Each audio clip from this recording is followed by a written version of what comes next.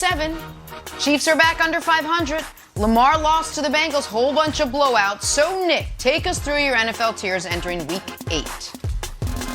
Very controversial week of the tiers. There was a mini mutiny in the room. Folks said that I was embarrassing the committee by not properly ranking the Chiefs, by not giving the Cardinals their respect. It was a tough meeting that went late into the night, but we got through it. Let's unveil the bottom 4 rows. Some intrigue at the near the bottom. Don't worry about those bottom 2 rows entirely. Those teams are awful. Seattle. Look at where the Seahawks are. The question remaining, will Russell Wilson pantomime a draft room by himself? Wait, they don't even have their first round pick. How's he going to do that? And then the row right above. All those teams have 3 wins, all still alive, but all got to start stacking wins. Is that the Falcons on there? It is. Okay. Now reveal the next row. The committee was right. I have to treat the Chiefs like they're one of 32. The committee has 32 children. We love them all the same.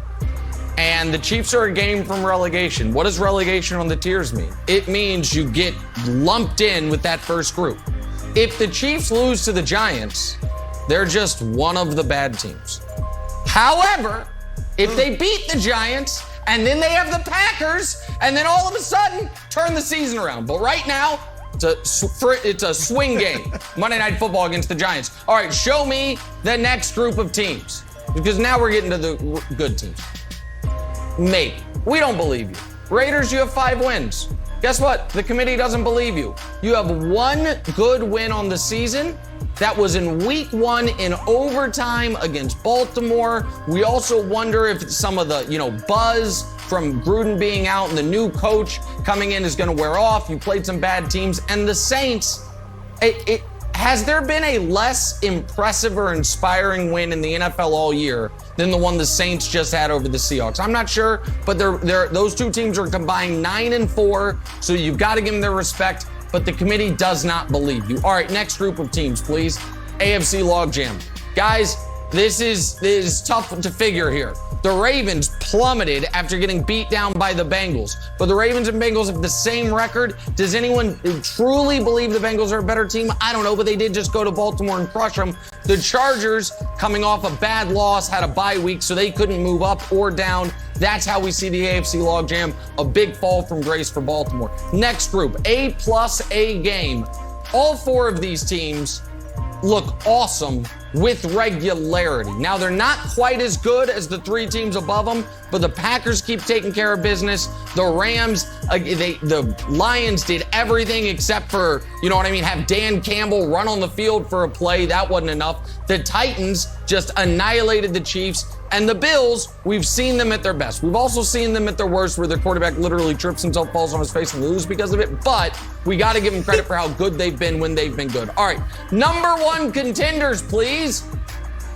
Oh, look at the Tampa Bay Bucks. Highest they've been all year on the tiers. Guys, by folks, I really mean Broussard, accuses the committee of having biases and agendas as opposed to being sober analysts of what we've seen this season.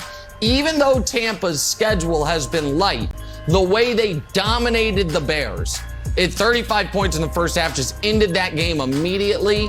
We've got to give them their respect. And the Cowboys were the number 1 contenders last week, and they were on a bye, so they stay there. They don't move up or down. And then, not called the favorites, undefeated, not undisputed, the Arizona Cardinals up top. So here's the thing. There is a lot of controversy around the Cardinals within the committee. Some guys say their quarterback might be the MVP. Their defense has allowed more than 20 points only once all year. What more do you want to see? Other members of the committee say, yeah, but do you really in your bones, in your marrow, believe in them? And the answer to that for many of us is no. However, we are almost halfway through the season. They are still undefeated, and they have an opportunity on Thursday night to beat the Packers and to be a unanimous number 1. And if they lose to the Packers, the committee felt it would have been kind of unfair that all year long they never get the reward of being at the top of the tiers. So win or lose, it's going to make sense. If they lose, at least they had their moment in the sun. If they win, they're going to be everyone's number 1. So there it is. The committee's tiers entering week 8. Broussard, you have accused the committee of bias. You have accused the committee of corruption. Hopefully, that all is put to rest after this week, where the Chiefs don't even make it on the screen here. Hopefully it's all put to bed. All right, Nick, despite this smile on my face, I'm in pain. Because I think you know, and I think everybody on the panel knows, that there is nothing I hate more than having to say, I told you so.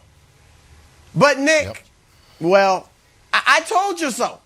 Last week, who was I saying should be number one on the tiers? The Arizona Cardinals, and you and the committee fought me on it, and it was like they clearly should be number one.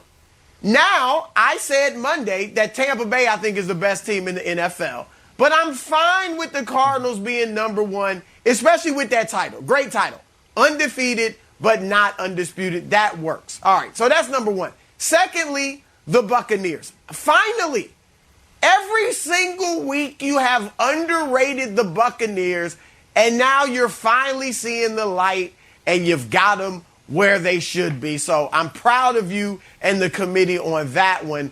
Now, I go down a little bit. See, they're not even on the screen yet, and they should, because the disrespect continues. I have been mocked.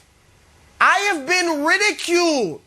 I've been taunted, scoffed at, the jibes. I mean, everybody, while you're in this ingenital, you've destroyed me for having the audacity to say the Saints would make the playoffs and giving Jameis just a little love, just a tad bit of love. And lo and behold, Jameis's Saints are ranked ahead of Patrick's Chiefs. Oh, sweet vindication, Nick. I love it. All right, and finally, this is my last thing, Nick. The Chiefs. Let's just change that name. I mean, a game from relegation. I know it hurts you to put that in there, but just change it to just because they're my favorite team. I mean, that would be more accurate. Just because they're my favorite team. Because that's the only thing. You know they should be a tier below. And this is going to hurt you, Nick, but it's the truth. They should be a tier below, nestled right next to Wilds' Patriots. The Patriots. And you know it. You know that's the truth. They should. They're both 3 and 4. They should be nestled right next to Wilds' Patriots. Yeah. Wilds knows them. Gloves off. This is outrageous. This is outrageous. You don't, Broussard. You can't have it both ways, my friend. You can't on Monday be like, oh, Nick's panicked. I'm not panicked. I picked the Chiefs to go to the Super Bowl. I still think they can turn it around. And now this morning, say they belong in the dreck, in the mud, in the morass with the New England Patriots. Stop that. That is utter and complete nonsense, and you know it. And this idea that you're saying, I told you so, Broussard, if 11 years ago, you came up to me and said, Joe Biden is president, you would have been wrong. You don't get to then 10 years later be like, oh, told you so. Look who's the president now. Last week, the Cardinals weren't number one. The Bucs weren't underrated. This is a living, breathing document, the way the Constitution is supposed to be. It can evolve with new information. And so the idea that because a team is now won, it means they should have been won 2 weeks ago and you get some victory lap, I'll be honest, semi-pathetic and embarrassing victory lap is beneath you. It's utterly beneath you. And by the way, congrats to your Saints for that amazing, inspiring 13-10 victory over Geno Smith. The committee was very impressed by it. Very impressed by it. Just win, baby. Just win, baby. Go ahead, Wild. Here we go. Can I make a Let's go, Kevin Wild. Oh, look who's here. Ulysses visiting from Arizona. He made a special appearance since there's birds finally at the top of the tiers. We are again asking for an invitation to the committee since you have a log jam between the Ravens and the Bengals, even though the Bengals literally just blew out the Ravens. So for the following reasons, sorry, we got dressed up and everything, I would like to move the Bengals up one tier for the following reasons contained henceforth and herein. Sorry, Ulysses, fly away, my friend. First up, a wonderful defense. How good is Cincinnati's defense? Well, I'll let you know. They've got a better scoring defense than the Rams and the Bucs. They're only giving up 18 points a game. They've never given up more than 25, and they just held Lamar to 17 points, sacked him 5 times. They're playing great, so it's not just all Joe Burrow. Speaking of Joe Burrow, how's he playing this year? Phenomenal is the answer. Joe Burrow has more passing touchdowns than Rodgers and Allen. Mainstream media won't tell you that. They'll tell you that Joe Burrow's just okay. They'll tell you that Joe Burrow's hot. No, he's playing better than Josh Allen. He's playing better than Aaron Rodgers. Here's the other thing.